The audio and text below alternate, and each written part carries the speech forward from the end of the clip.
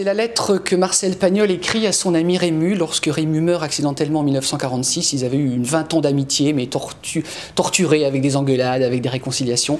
Et je tiens cette lettre pour une des plus belles. Il écrit, Marcel Pagnol: « Tu vas jouer ce soir dans 30 salles et des foules vont rire et pleurer. Tu exerces toujours ton art, tu continues à faire ton métier et je peux mesurer aujourd'hui la reconnaissance que nous devons à la lampe magique qui rallume les génies éteints, qui refait danser les danseuses mortes et qui rend à notre tendresse le sourire des amis perdus. »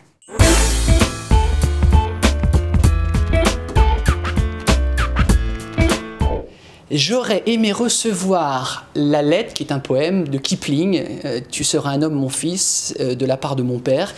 Je trouve cette lettre extraordinaire. Si tu peux voir détruit l'ouvrage de ta vie et sans dire un seul mot te mettre à rebâtir, ou perdre en un seul coup le gain de 100 parties sans un geste et sans un soupir, si tu peux être amant sans être fou d'amour, si tu peux être fort sans cesser d'être tendre, etc.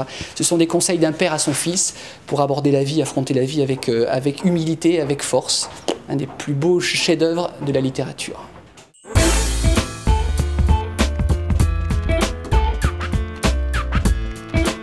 J'aurais aimé être Victor Hugo, rien que ça, et j'aurais aimé être capable d'écrire cette lettre d'amour à la personne avec qui je vis et que j'aime. Voilà ce que Victor Hugo écrivait à Léonie, qui était une de ses maîtresses.